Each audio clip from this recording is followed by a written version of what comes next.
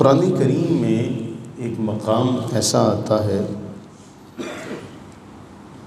کہ ایک سوال کے جواب میں اللہ تعالیٰ کی طرف سے بندوں کو یہ کہا گیا وَمَا أُوتِيتُم مِّنَ الْعِلْمِ إِلَّا قَلِيلًا، کہ تمہیں علم تو دیا گیا لیکن تمہیں بہت تھوڑا علم دیا گیا۔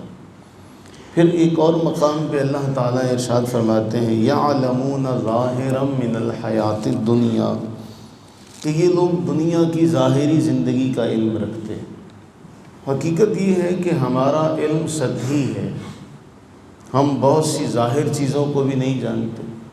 اور ایسی بہت سی چیزیں ہیں جن چیزوں کی حقیقت کا ہمیں علم نہیں ہے۔ یا ایسا ہوتا ہے کہ ہماری عمر گزرنے کے ساتھ ساتھ ہمیں ان چیزوں کا مشاہدہ کرنے کو ملتا ہے، اور پھر ایک عمر کا حصہ ایسا آتا ہے کہ جب ہمیں ان چیزوں کی پہچان ہوتی ہے، اس سے پہلے ہم ان چیزوں کو کبھی سمجھ نہیں سکتے۔ اسی طرح کی روایت آج کی ہے، متفق علیہ روایت ہے، تمام ائمہ محدثین نے اس روایت کو نقل کیا۔ امام بخاری نے کئی مرتبہ اپنی صحیح میں اس کو نقل کیا، امام احمد بن حنبل اسے متعدد مرتبہ صحیح مسند احمد بن حنبل میں لے کر آئے۔ حضرت سیدنا ابو ہریرہ رضی اللہ تعالی عنہ بیان فرماتے ہیں کہ رسول اللہ صلی اللہ علیہ وآلہ وبارک وسلم نے ارشاد فرمایا لو یعلم الناس ما فی النداء والصف الاول، فرماتے ہیں کہ کاش لوگوں کو پتہ چل جائے کہ ندا اور صف اول کا ثواب کتنا ہے، یعنی اذان دینے کا اور پہلی صف کا ثواب کتنا ہے۔ کاش اگر لوگوں کو یہ پتہ چل جائے، لو یعلم الناس، اگر لوگوں کو یہ پتہ چل جائے تو پھر قرآن اندازی کیے بغیر وہ اس کو حاصل نہ کر سکے۔ آپ یہ اندازہ کریں، یعنی جب لوگوں کو یہ پتہ چلے گا تو ہر بندے کی کوشش ہوگی کہ میں اذان دوں، ہر بندے کی کوشش ہوگی کہ میں پہلی صف میں کھڑا ہوں۔ تو اب پہلی صف میں جگہ محدود ہوگی، اذان بھی ایک ہی ہوگی۔ اللہ کے نبی علیہ السلام نے اگلی بات پہلے بیان کر دی کہ اگر ان لوگوں کو پتہ چل جائے کہ اذان دینے کا صف اول کا ثواب کیا ہے تو بغیر قرآن اندازی کے انہیں یہ مل ہی نہ سکے، اس کے لیے یہ قرآن اندازی کریں، قرآن اندازی کریں، اور پھر جس کا نام قرآن نکل آئے پھر وہ یہ کام کرے۔ اتنی بڑی بات اللہ کے نبی صلی اللہ علیہ وسلم نے ارشاد فرمائی۔ پھر اس کے بعد ایک اور جو اس حدیث کا اگلا جملہ فرمایا انہیں پتہ چل جائے کہ نماز کے لیے جلدی آنے کا ثواب کتنا ہے تو یہ اس کی طرف سبقت کرنے لگے، اس کی طرف پہل کریں۔ تیسرا جملہ وَلَوْ يَعْلَمُوا مَا فِي الْعِشَاءِ وَالصُّبْحِ، اور اگر انہیں یہ پتہ چل جائے کہ نماز عشاء کا اور نماز فجر کا ثواب کتنا ہے، یعنی پہلے انہیں یہ نہیں پتہ کہ اذان کا ثواب کتنا ہے،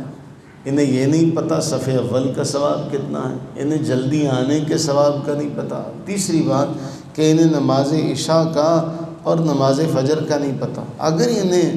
نماز عشاء اور نماز فجر کے بارے میں پتہ چل جائے تو یہ ضرور بھی ضرور مسجد میں آئیں، چاہے انہیں اپنے کولوں کے بل گھسٹ کر ہی کیوں نہ آنا پڑے۔ یعنی انہیں پتہ چل جائے کہ اس کا ثواب کتنا ہے، چلنے کی ہمت نہیں نہ ہو تو پھر گھسٹ کر آئیں گے کہ ہم نے جانا ضرور ہے۔ اب آپ یہ اندازہ لگائیں کہ واقعی وہ بات سچی ہے نا کہ ہم ظاہر کا علم بھی صحیح نہیں رکھتے۔ وَمَا أُوتِيتُم مِّنَ الْعِلْمِ إِلَّا قَلِيلًا، ہمیں علم ہی بہت تھوڑا دیا گیا، تو ہم تو دنیا کے ظاہر کا بھی علم نہیں جانتے۔ اگر ہم جان لیتے تو پھر کیا ہوتا، اذان دینے کے معاملے میں، صف اول کے معاملے میں قرآن اندازی کیے بغیر جگہ نہ ملتی، تو ایسا کبھی ہو نہیں سکا۔ آپ کی بھی زندگی گزر گئی، ہماری بھی گزر گئی، آپ بھی دیکھ رہے، ہم بھی دیکھ رہے۔ ہمارے ہاں جو عوام الناس کے اندر لوگوں کا معاملہ ہے کہ اذان دینے کے حوالے سے آپ کسی کو کہہ دیں تو آپ کو اکثر مساجد میں ایسا دیکھنے کو ملے گا کہ وہاں پر اذان دینے والا کوئی نہیں ہے، سوائے چند لوگوں کے۔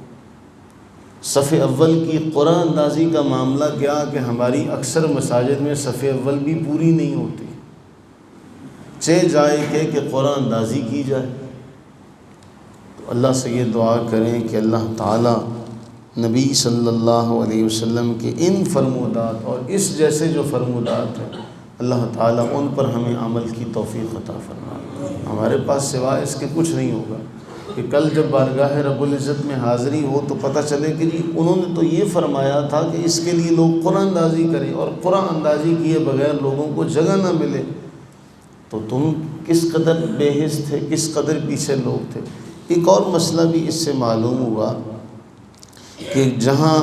اس طرح کے مسائل کا سامنا کرنا پڑے تو وہاں جائز امور میں قرآن اندازی کرنا درست ہے، جائز امور میں قرآن اندازی کرنا درست ہے کہ نبی صلی اللہ علیہ وسلم نے اس کا ذکر کیا۔ اس لیے محدثین فرماتے ہیں کہ اگر کبھی کسی معاملے میں سارے لوگ ایک ہی کام کرنے کے لیے تیار ہو جائیں تو پھر وہاں قرآن اندازی کی جا سکتی ہے، وہاں قرآن اندازی۔ ہم نے نبی صلی اللہ علیہ وسلم کی ازواج مطہرات کے سلسلے میں ایسا معاملہ دیکھا۔ پھر ہمارے شیخ استاد گرامی ابراہیم بن بشیر حسینوی حفظہ اللہ قصور سے جب یہاں آئے تو ان کے ساتھ کچھ ساتھی تھے، تو ہم نے ان سے عرض کی جی ہمارے ساتھ گاڑی میں جگہ تھوڑی ہے، تو اب ان کے ساتھ ان کے شاگرد بھی تھے، تو ان سب کی خواہش یہ تھی کہ استاد گرامی کے ساتھ ہمیں جانے کا موقع ملے، تو استاد صاحب فرمانے لگے چلو بھی قرآن اندازی کر لیتے، اس سے نبی صلی اللہ علیہ وسلم کے اس فرمان کی برکت بھی مل جائے گی اور ہمیں یہ بھی پتہ چل جائے گا جس کے نام قرآن نکلے گا وہ پھر ہمارے ساتھ سفر کرے گا۔ تو اس طرح کی جو باتیں ہیں کبھی کبھی بچوں کے ساتھ آپ کو کر لینی چاہیے، اور جب آپ بچوں کے ساتھ یہ کریں تو پھر آپ ان کو یہ بھی بتائیے گا کہ یہ جو ہم کر رہے ہیں نا، یہ جو ہم قرآن اندازی کر رہے ہیں، پرچیاں ڈال رہے ہیں، یہ تمہیں پتہ ہے کہ نبی صلی اللہ علیہ وسلم نے کس موقع پر کہا تھا؟ فلاں موقع پر نبی علیہ السلام نے ایسا کہا تھا کہ اگر ان کو پتہ چل جائے کہ صف اول کا ثواب کتنا ہے، اذان کا ثواب کتنا ہے، تو یہ قرآن اندازی کے بغیر اس کو حاصل نہ کر سکے۔ اللہ تعالیٰ اپنی رحمت کا صدقہ، اس خیر والے وقت کا صدقہ، اس برکت والی جگہ کا صدقہ ہم سب پر اپنی رحمتیں برکتیں نازل فرمائے۔ آمین ثم آمین۔